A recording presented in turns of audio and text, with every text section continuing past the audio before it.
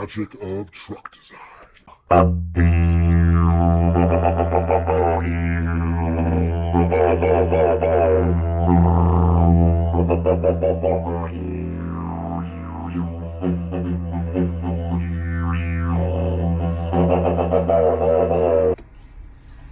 And episode 5, or was it 4? Episode 5. Heading back to the GrindKing bunker. He's got some bagels. Stopped at the gas station for a Red Bull to spruce me up, and now we're gonna go talk to El GrindKing himself. And we've been talking a lot of trucks lately, but this time we're gonna talk about how Donald gets his inspiration to design the trucks. So that I look at it as a almost like a woman's body.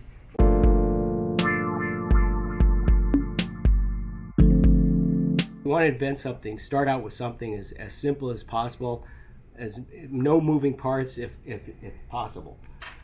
So that was sort of my that's kind of got me into the idea of I could invent stuff when I had my first successful invention. And but I want to talk about kind of like, as an inventor, what inspires me, because you know to be an inventor, or to be anything in life, you know, whether you're a skateboarder, inventor, I think there's any field. You could be a car mechanic, doesn't matter.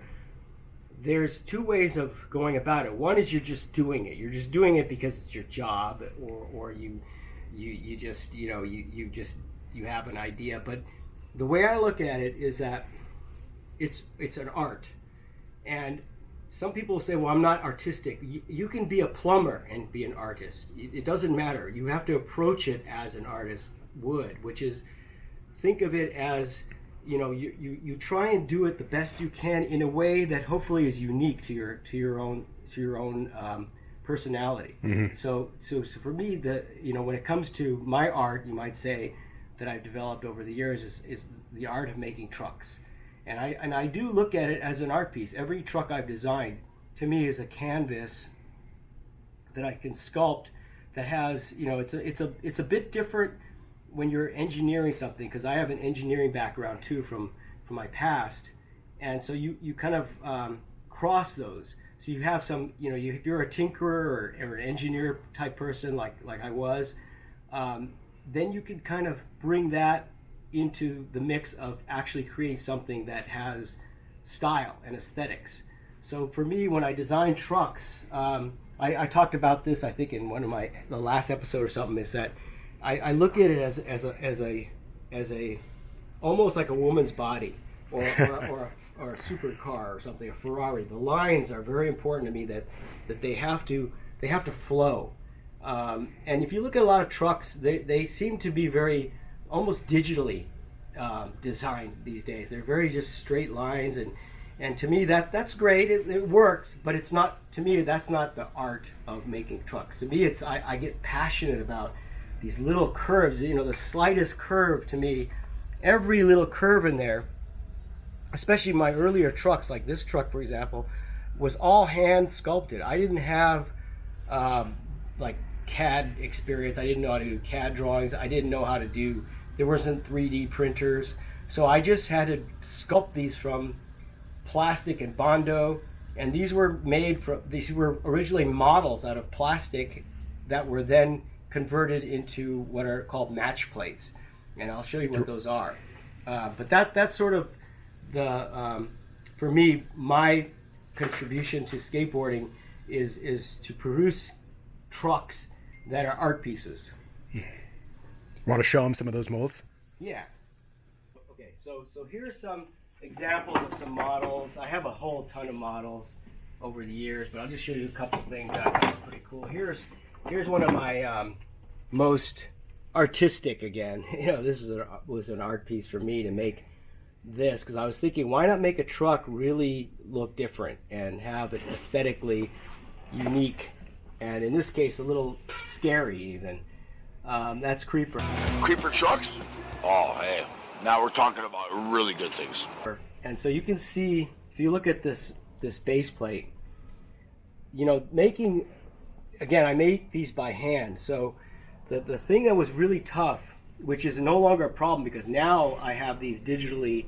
I still make the model, but I have this guy make a digital copy of it, and then I can kind of modify it, and then they just take one side and they can totally match the other side, so it doesn't have to be symmetrical as much as these. Now, when I was making trucks back in these days, the hardest part was getting it symmetrical. So if you look at this truck, or all my trucks, they're pretty symmetrical, and that was all done by eyeball and measuring. There was no 3D printer or any type of digital thing. It was the only digits were digital was my digits on my hand. So that was with what I had to make with these. And so I would like spend like literally hours and hours, days, maybe even weeks sometimes, making sure that every side, you can kind of see there's a line in the middle there. That was my middle line, and I have to measure to make sure every side was perfectly the same. And that took a long time, especially since I was kind of a perfectionist. So I had to spend a lot of time looking at it. And you can see how, like, even on this one, on these, they all had to be exactly the same. And this was a good example of a sculpting project that I put a lot of time into, and you can kind of see all the little different material. Like some of it's plastic, some of it's Bondo, some of it, these teeth I actually put in with little plastic things. So that was kind of like I say, to me this is like art. And I'm going to show you how a little bit of an example of how I do that. So we're going to take it to outside, kind of give you an example of how I do it. So I use just regular, this is Bondo car, you repair your dents in cars with this. That's what I'd use. And I would just take my little spatula, I'd take a little of that, and took very little this blue, this is the hardener, and you mix that together like that. It doesn't take much, and it hardens really fast, so you gotta work in increments and pretty fast little spurts of doing that before it hardens. And then I would, let's say this was like a early version of Creeper, but I'm just going to show you how I would do it. Let's say I want to make another little thing like wing there. I would just kind of get it rough, do a rough job of it. Maybe add a little more than I need to start with. Let's just say that. Okay. So now that'll harden really fast, as you'll see.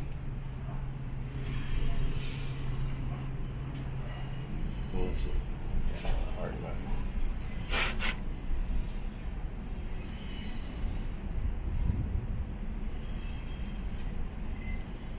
I'm trying to mimic that over there.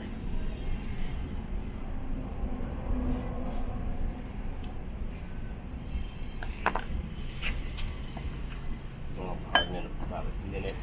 So now it's hardened up, and I can show you, this is just an example of how this process works.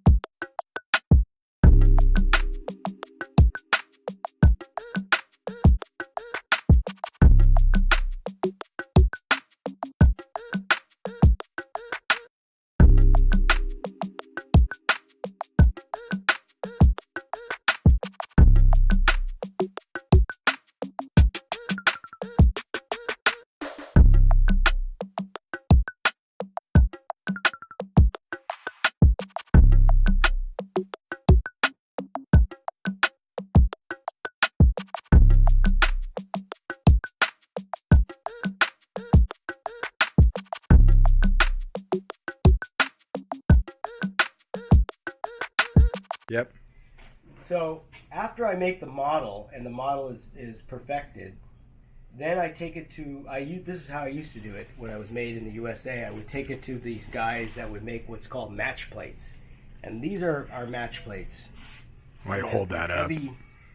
pieces of metal that have, this is a base plate. This was actually, I think, it was an axle base plate from back in the day, and it has two sides. And what happens, and here's the hanger part. This is actually a GK6, I believe, and this would be the hanger part. And if you see, it's a bunch of repeating hangers. And what they would do, there's a machine that takes this and puts it into a sandbox. There's a special kind of sand that is a little bit like kind of moist, so it holds together. And they press these things into the sand, and it leaves this exact same impression, but obviously the opposite of it, a hole of each shape in the sand. And then these are gates that, if you notice here, there's kind of a tree that forms from this, and they cut the trucks off of the tree. So after the metal, what they do with the sandbox is there's holes in it. They pour molten aluminum into the sand with the axles in there.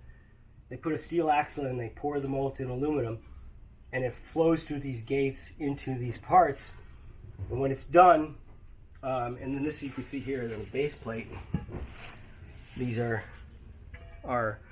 same thing where these flow into these. This is actually, the metal flows into all these parts, and so then they have this like tree of all these parts that are cut off, and that's the very first process of getting the trucks made. So once you've got that, then there's a lot of other processes. They have to polish them, they have to cut them off the trees, they have to heat treat them. There's a lot of things that go into making a truck. Can you just tell everybody what's in this? Well, yeah, I've created a GrindKing doll, and it's for guys and girls to play around with when they're at home. No, just kidding. No! God, please, no! No! No! No! What's in this box, okay? In all my years of designing trucks, and like I say, to me, it's an art piece for me. This is the greatest masterpiece I've ever created. It's your Mona Lisa. Yeah, this is my Mona Lisa of trucks. And so I put, this truck, just so you know, has 7 innovations that have never been seen on a truck before. And I'm in the middle of finishing up my patents. I'm actually applied for several patents on this design. So I'm going to show, I should have that ready by next week. I'll have all those things submitted so I can actually show people now what it is. So episode 6, we're going to finally open the box. Episode 6, we're going to open up the mystery box, and people on the podcast will be the first ones to ever see this new truck that is coming out. What are we going to call him? The new truck? Yeah. That's for next episode. All right, guys. So you heard it from Donald himself. Next week, we're opening the box, episode 6. Stay tuned. Hit the like or subscribe button right above. See you next time. Peace out.